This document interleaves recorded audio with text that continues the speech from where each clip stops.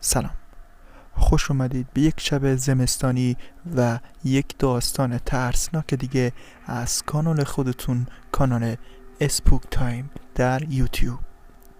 امیدوارم که از داستانهای ما لذت ببرید. اما قبل از اینکه بریم سراغ داستان امشب، لطفاً برای حمایت از ما نظرات خودتون رو در بخش کامنت و یا نظرات بنویسید و برای حمایت از ویدیوهای ما اونها رو لایک کنید. ممنون. بریم سراغ داستان امشب. کار من طراحی و نقاشی هست و به خاطر شغلم نمایشگاه گروهی و انفرادی در نگارخانه ها و فرهنگ سراها دارم. سال 1393 بود که یک گروه هنری شدیم و سالن فرهنگ سرایی رو در غرب تهران به مدت 1 هفته اجاره کردیم. قرار شد که هر روز 2 نفر از بچه ها داخل سالن بمونن تا تقسیم کار بشه و بقیه هم بتونن به کارهاشون برسن. این سالن 2 قسمت بود. یک سالن بزرگ مستطیل شکل بزرگ به مساحت حدود 120 متر و یک سالن کوچکتر که با 2 پله از سالن بزرگتر جدا می شد و سطحش بالاتر بود. اما بینشون دیواری وجود نداشت. ما سالن کوچکتر رو گرفتیم و میتونستیم تمام سالن بزرگتر رو ببینیم. وسط سالن بزرگ یک میز مستطیل شکل چوبی بزرگ قرار داشت، همراه با 12 صندلی و بقیه سالن کاملا خالی بود. روز افتتاحیه شد و مهمانهای ما برای دیدن کارها وارد شدند و ما هم طبق معمول سرگرم پذیرایی و گپ زدن بودیم. سالن پر از بازدید کننده بود که دیدم یک خانومی دست پسر بچی رو در دستش گرفته و وارد سالن پایین شد و خانم پشت صندلی به اونا خوش آمدگویی گفت.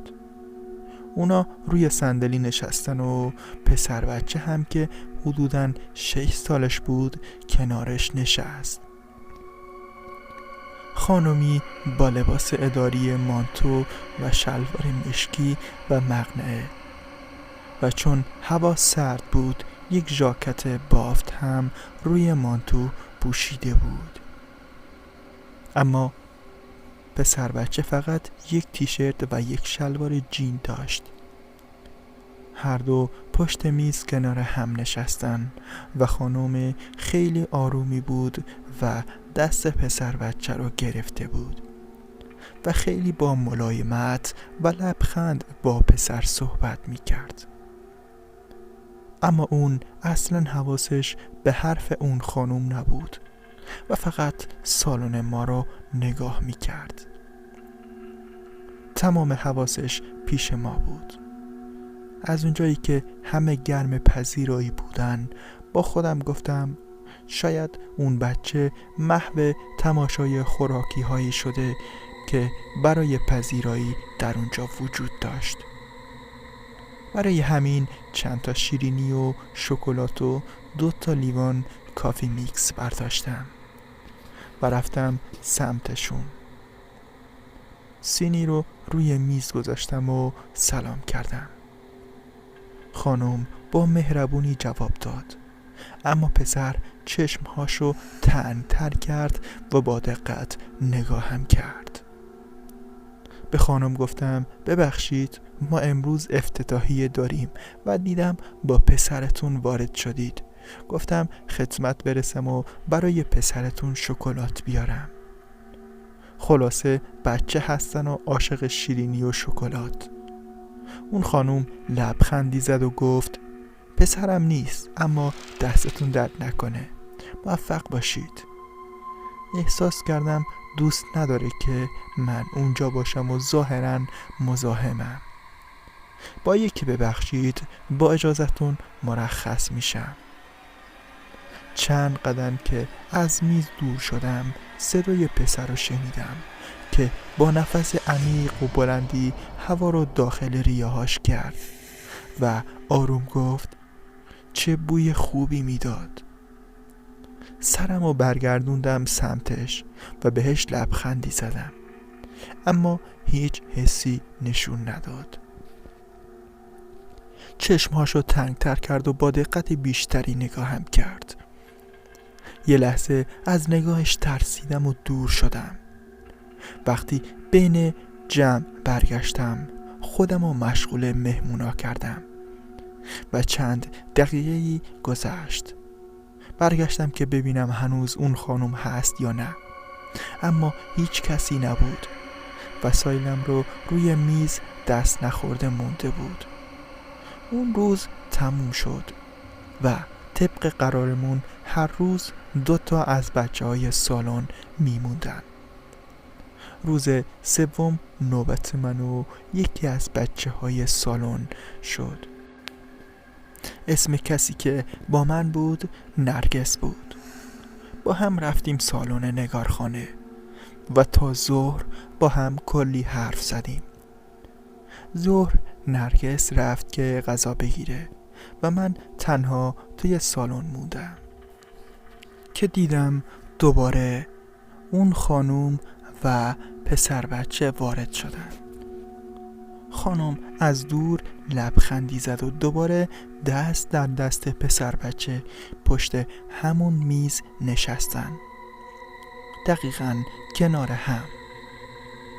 من که روی یک مبل راحتی به فاصله زیادی ازشون نشسته بودم و لم داده بودم و نگاه میکردم. چند دقیقه گذشت و خانم خیلی آروم با پسر بچه صحبت میکرد، اما پسر تمام مدت چشمش به من بود. یک دفعه از روی صندلی با یک حرکت بلند شد و با قدم‌های تند اومد سمت من. خانومی هم که همراهش بود سریع از جا بلند شد و با قدم‌های بلند خودشو رسوند با پسر و دستشو محکم گرفت. اما انگار قدرت پسر بیشتر بود. اومد روبروی من و خانم هم دنبالش میکشید. یعنی خانم رو دنبال خودش میکشید. من که جا خورده بودم روی مبل صاف نشستم و حالت رسمی تری به خودم گرفتم. خودم رو جا به جا کردم و سعی کردم لبخند بزنم. پسرک دقیقاً روبروی من ایستاد. بدون حرکت چند تا نفس عمیق کشید و رو به خانم گفت چه بوی خوبی میده. هم ترسیده بودم و هم از دقت چشمای پسر تعجب کرده بودم. به زور لبخندم و حفظ کردم و گفتم عطرمو دوست داری؟ میخوای بهت بدمش؟ که خانم دست پسرک رو کشید و گفت نه، دست شما درد نکنه، متشکرم. بیا بریم. و پسر رو دوباره پشت همون میز برد. مجدد شروع به صحبت با اون پسرک کرد و لبخند میزد و دست پسر رو نوازش میکرد که یک دفعه صدایی مثل صدای نعره شیر تمام سالن رو لرزوند. دقیقاً مثل نعره شیر، بلند و رسا و ترسناک. باورم نمیشد. پسرک دهانش سمت صورت خانم باز بود و فقط نعره میزد. فریاد یا جیغ نبود، صدای نعره یک حیوان عصبانی مثل شیر. من که از ترس نمیتونستم تکونی بخورم، فقط نگاه میکردم و بدنم داشت میلرزید. امکان نداشت همچین صدایی از گلوی همچین طفلی بیرون بیاد. اون خانوم فقط سعی میکرد با نوازش آرومش کنه، اما صدای پسر بلندتر میشد. فقط نعره میزد و سعی میکرد دستشو از دست خانم جدا کنه، اما اون اجازه نمی داشت و محکم گرفته بودش.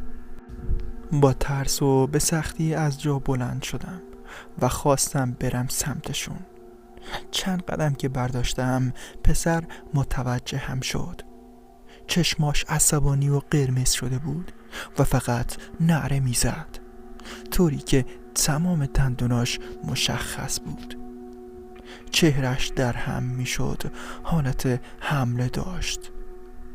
تا اون خانوم متوجه شد که دارم میرم سمتشون، پسرک رو محکم بغل کرد و از اتاق بیرون رفت. در چند ثانیه سالن رو ترک کردن و وقتی رفتم جلوی در هیچ کس رو ندیدم. همون موقع بود که نرگس با غذا اومد و گفتم نرگس، تو یه خانوم با یه پسر بچه بیرون ندیدی؟ گفت نه، محبتی بیرون بچه نیست، همه بزرگسالن. شب قبل که برگشتم خونه به تک تک بچه هایی که 2 روز قبل سالن بودن زنگ زدم و پرسیدم خانم و بچی با این مشخصات وارد سالن نشدن.